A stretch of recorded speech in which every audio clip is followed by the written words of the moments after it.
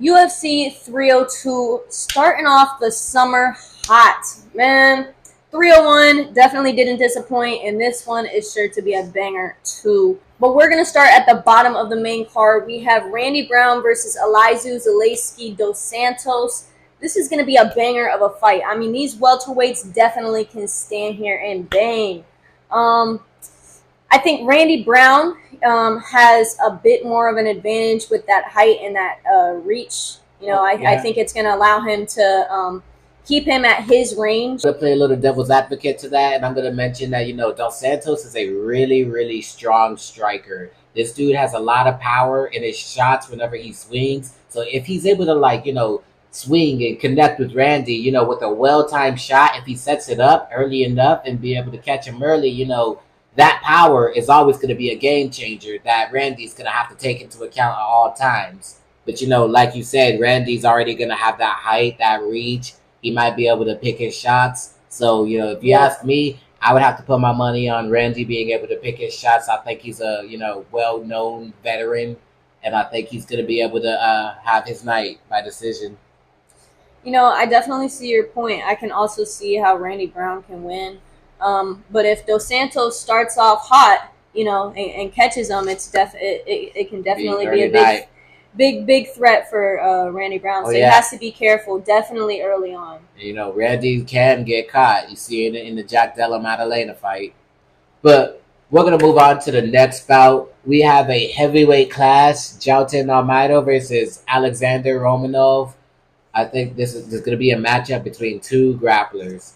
This is going to be interesting. Jailton Almeida is coming off a TKO loss to Curtis Blades. There's not as much of a striking threat with Alexander Romanov. I do think Jailton Almeida is going to be a very strong grappler in this one. But Alexander Romanov, I would think that he is a little more vetted. I think he's going to know how to pace himself a bit better. And if he can, pick his shots, make the smart decisions, and start to take over in the later rounds, as where Jailton Almeida might not have the best gas tank in, I think that would be his best shot at winning. Yeah, I mean, Almeida, sadly coming off of that loss to Curtis Blades, but, that can really put him in a mindset. And, I think it's, this fight definitely is the chance for him to gain his confidence back as one of the top contenders of the heavyweight division. Romanov, he's definitely been staying active. Even, he did the grappling tournament since his last fight. So, he's staying active and he's, immersing himself in, the grappling world. But is it going to be enough to compete against Almeida at a full pace that, we know he can push? But if Almeida, stays a little too patient, Romanov definitely can wrestle out of situations. I think he definitely, has a chance here as well. I mean, these are heavyweights. You can't ever predict a heavyweight fight. That is very, very true. That's a good point.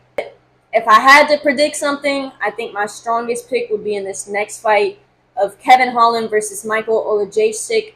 Michael's got some hands. We saw him TKO Chidi. We saw him TKO Cody.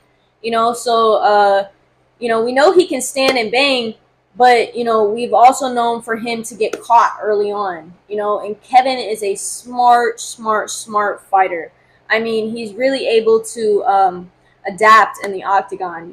His last few fights, they were tough, but that's just because Kevin's that guy and he's going to take a fight no matter what your name is, who you are, where you come from, how much experience you have. He's willing to take those fights, and I believe that is what makes him such a mentally tough fighter, so it makes him such a physically tough fighter. I mean, his striking, his grappling has improved tremendously. He's, starting to get submissions now too. So, I think it's really, if Kevin shows up, I'd have to say that would be my safest bet of the night. Dude, the one thing I do want to point out for Michael is that, we also got to remember Kevin Holland's also moving back up to middleweight. Michael is already having a lot of experience at middleweight. So the one point where I feel like he would have to, a key point for him to use is to, start integrating some of your grappling in it. Start slowing down some of Kevin's movement.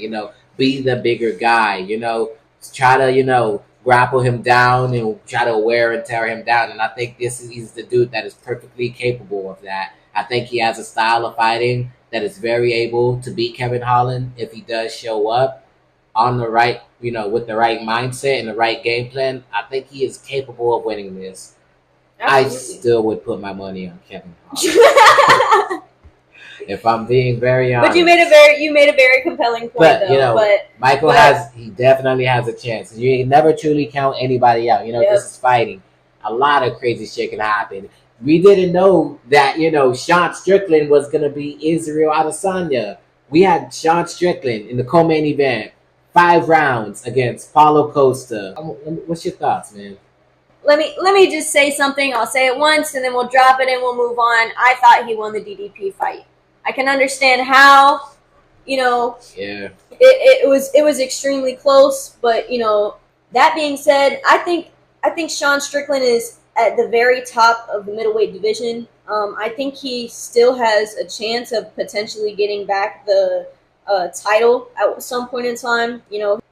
Paulo Costa, though, he's fast and he's fresh and he's strong. It's like a Hulk. He's huge, man. That secret juice. So it's definitely going to be a big mountain for Sean Strickland to climb. But if there was anyone to ever do it, I think Sean Strickland could climb that mountain. I think he could make the reads and find his moments and keep him at a distance and to just find his shots. But at the same time, I can also see Paulo Costa playing it to his strengths, mixing up it on the striking, being more creative, mixing in elbows and high kicks and all sorts of stuff. We know he's creative, and that can definitely throw Sean off of his game. So I think this one's really just a toss-up. I don't even have a pick for this one. I mean, it's just going to be a brawl. Thank God it's 5 rounds, too. I'm just excited to see this one, honestly. This is such a crazy, weird clash of styles. When I really think about it, I can't envision how this fight will go, because this is really such a toss-up. I can't picture, I don't know how they're going to react to each other's styles. What adjustments will they make to each other? You think Sean's going to start to turn up the pressure from the start? How are they going to fight? What's going to happen? I don't fucking know, bro. I can't fucking wait, though. Yeah, this is really a styles mix fight. And it's at one of the most competitive divisions in the UFC, and it's most hot right now. So it's definitely gonna be a tough. I think that one's definitely gonna be fight of the night for sure. But you know what I think could be upset of the night? Dustin Poirier versus Islam Makhachev. This is the true tale of the unbeatable Russian versus the American with a dream. The Americans will win! USA! This is really a crazy fight. It's just worrying because Islam is realistic. Islam has a lot more offensive weapons than Dustin has on the feet. He has more weapons in the grappling. He has more tools as a mixed martial artist. Dustin Poirier, I would definitely say, is a bit, more accurate with his hands. I'm not sure who's faster. That one's going to be, honestly, a real toss-up. And I feel like that might be one of the key factors in this fight. So we'll have to see how it goes. But if I had to think that somebody was going to win, Islam, man. He's gonna get caught in the gilly. Dustin Poirier. It's gilly, man. It's gilly time. We getting the guillotine win. Gilly season 2024. Let's get it, bro. I got Dustin Poirier just for the fact of I think heart will win. Heart will win. But realistically, stylistically, a little delusional. Yeah, realistically, stylistically, I'm not gonna sit here and tell you that Dustin Poirier is the better mixed martial artist. He has the more experience and more. He's faced higher level opponents. He's been at the top much longer. He's been in the division much longer, in the UFC much longer.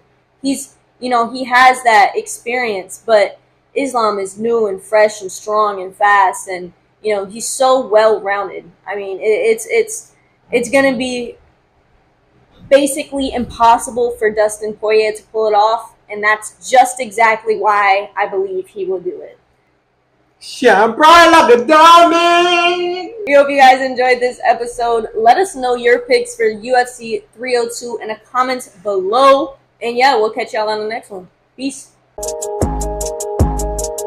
You can't break me, I got iron bones. My ground game will leave your mind blown. I'm ready to fight in any time zone. I'm the greatest, you can call me John Jones. Knocking clowns out like I'm Stipe. We can even fight on the freeway. I'ma leave him bloody right where he lay. This is the Fighters Replay.